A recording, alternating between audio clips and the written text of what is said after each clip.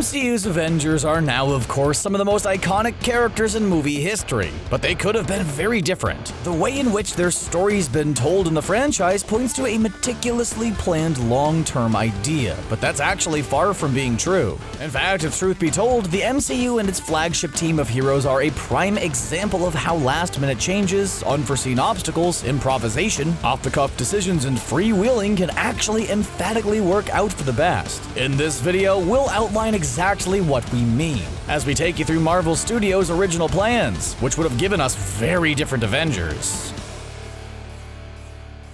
The entire lead-up to the Avengers we now have in the MCU, and indeed the stories they've been involved in, have all stemmed from changes to the original plan. Even that now iconic Avengers mid-credits tease of Thanos was a last-minute decision by director Joss Whedon, who had no idea where it would eventually lead, because he needed Loki to have a master. The wider story involving the Infinity Stones wasn't made concrete until years later, and that resulted in a number of random pieces of the MCU jigsaw having to be retconned. For example, the Tesseract wasn't originally meant to be the Space Stone, but even before that, Marvel Studios had played a game of trial and error with regards to the way their Avengers initiative would unfold on screen. Of course, the ultimate plan for Phase 1 of the MCU was always to bring the Avengers together, but the first Avengers movie had an initial release date set for 2011 before it was pushed back a year. Moreover, what Earth's Mightiest Heroes could have looked like was almost very different, both in terms of the team's lineup and the actors who'd be portraying them. The first real tease of the plan to form an Avengers team in the MCU was, of course, in that famous post-credit scene from 2008's Iron Man, when Samuel Jackson's Nick Fury turned up at Tony Stark's Malibu mansion to talk about the idea. But the movie itself was deceptively standalone, with only a running gag about S.H.I.E.L.D.'s long-winded full name being the only real hint at a wider universe. But that post-credits tease really was nothing more than that, a tease. And believe it or not, just like the mid-credit scene of the Avengers in which Thanos debuted 4 years later, it was actually something of a last-minute decision to include, and there weren't any concrete plans to expand upon it. But anyone who thought the scene was nothing more than a cheap nod to the comics was quickly proven wrong, because a mere couple of months later in the Incredible Hulk's pre-credits tease, Tony Stark approached William Hurt's General Ross about the team he was putting together. The outline of the early ideas for the team could clearly be seen by this point. Tony Stark was brought in to lead the team, possibly to track down the AWOL Hulk in what would have been a very similar story to the Avengers #1 comic book from 1963. That first issue saw Loki attempting to escape exile by manipulating the Green Goliath into accidentally destroying a bridge. What was teased Avengers-wise in the early days of the MCU was actually very different to what we eventually got. Stark was deemed unsuitable for the team until S.H.I.E.L.D. had no other choice but to bring him in, while the Hulk was a completely different character by 2012 in more ways than one.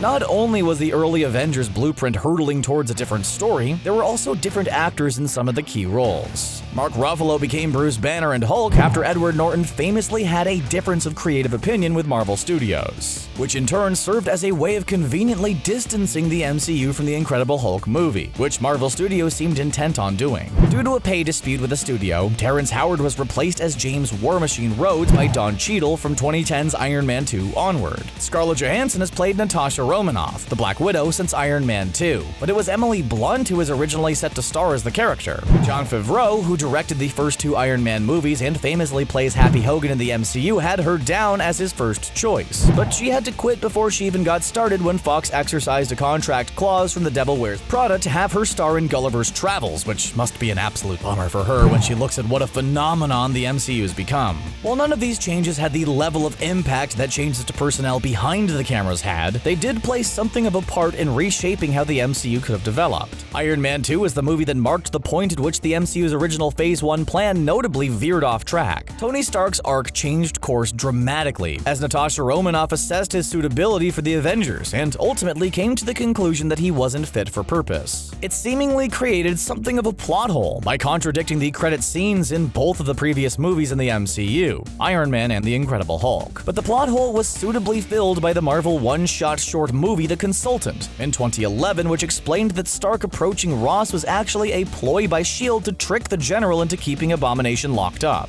In fact, post-movie retcons like these were quite commonplace until the early days of Phase 2. 2 of the franchise. When Thor was released in 2011, key aspects of the Avengers that were consistent with the team we ended up with were starting to be introduced. But that didn't mean there wasn't still some confusion. The post-credits scene had Eric Selvig chatting with Nick Fury deep within Project Pegasus about working on the Tesseract, when the presumed dead Loki appeared in a reflection, controlling Stellan Skarsgård's character. While Tom Hiddleston's character did go on to mind control Selvig, and while the Tesseract was a key part of the first Avengers offering, the fact that the God of Mischief was already on Earth completely contradicted the manner of his introduction in the team-up movie. Captain America: The First Avenger, however, which was released just a couple of months after Thor in the same year, was all rather cohesive with the rest of the expanding MCU. The somewhat convoluted changes that were made to the franchise, however, such as Tony Stark was recruited in the first act of the Avengers despite being turned down by the team in his previous MCU appearance, were due to changes that occurred behind the scenes. X2 and X-Men Last Stand writer Zach Penn had been working on a script for the Avengers since 2006, but he'd been forced to make constant adjustments as directors enacted influence and characters began to fully form. As a result, alterations were made to both characters and the story, especially with regards to Tony Stark. Penn's first draft was submitted to Marvel Studios in early 2010, but everything changed when the Avengers found its director. Joss Whedon was extremely dismissive of Penn's work, saying there was a script, there just wasn't a script I was going to film a word of. It's not known exactly what Penn's script entailed, but it's believed it involved the Red Skull, and Whedon's alterations made what he did with Justice League look minor in comparison. The fundamentals of Whedon's amended script were simple. The titular team of superheroes would go up against Tom Hiddleston's Loki, fighting amongst themselves along the way, and it would culminate in an epic battle against the God of Mischief and his army at the end. It's probably fair to assume that the brief Whedon was given to work with was similar to that of Penn's. The final Avengers movie wasn't too dissimilar to the aforementioned comic The Avengers #1 after all. And while the narrative drive was different, the script had very similar DNA to the one he'd previously dismissed. But the main problem Whedon had with the initial script wasn't the story, it was its character and spark. He believed Penn's vision lacked chemistry as far as the relationships between the titular heroes were concerned. There was a time, for example, when the poorly written terms in Scarlett Johansson's Iron Man 2 contract meant she might not return for the movie, so one version of the script had a key role for the Wasp written into it. The Wasp is, of course, a founding member of the Avengers in the comics, and she would have provided the team with a feminine touch in Black Widow's absence. That obviously never happened, but the impact on the MCU as a whole would have been huge if it did. Black Widow's absence would have needed explaining. Janitor Hope Van Dyne would have been introduced to the franchise 3 years ahead of Ant-Man, and it would have completely altered the story of that Ant-Man movie, which at that point was still going to be helmed by Edgar Wright. There was another draft that saw Loki teaming up with Ezekiel Stane, the son of Jeff Bridges' Obadiah Stane from Iron Man, due to Whedon's concerns about whether or not Tom Hiddleston could carry the villainous mantle alone, and the fact he wasn't convinced by the idea of placing so much attention on Thor. The problem is, this would have run the risk of making it feel more like Iron Man 2.5 than an Avengers movie. Captain America's role in the movie was also adjusted, albeit in minor fashion, quite late in the day. The movie saw him becoming the team's undisputed leader, but several scenes were cut from the start of the movie that would have emphasized him more as a man out of time. It was probably due to the fact that the first Avenger hadn't brought in a particularly impressive sum at the box office, so being more careful with the character was deemed the safe option until he was really in the thick of the Avengers action. Of course, different actors would have resulted in different stories too. Had Terrence Howard reappeared, War Machine would have had a major role in the Avengers, given the fact that his initial Iron Man deal had him as the star. Edward Norton might have strived for more creative control and given the Hulk a bigger role, but his chemistry with the other actors probably wouldn't have been as good as Mark Ruffalo's, which would have limited what could have been done regarding Hulk and Bruce Banner-driven character stories. A major influence of Whedon's script changes, however, were on the actual tone of the MCU. That Whedon-esque humor has now become known as MCU humor, and any brief attempts to diverge from it in the franchise, such as with Shane Black at the helm of Iron Man 3, weren't really received very well. James Gunn has since exemplified that MCU humor notion with a very similar quirky sense of fun in his Guardians of the Galaxy movies. The Infinity Gauntlet comic book arc is certainly a story that was always a potentially prime source for inspiration in the franchise, but it didn't become the planned endgame, no pun intended, until the first Avengers movie, and the unplanned decision to include the prune-chin despot in the mid-credits scene.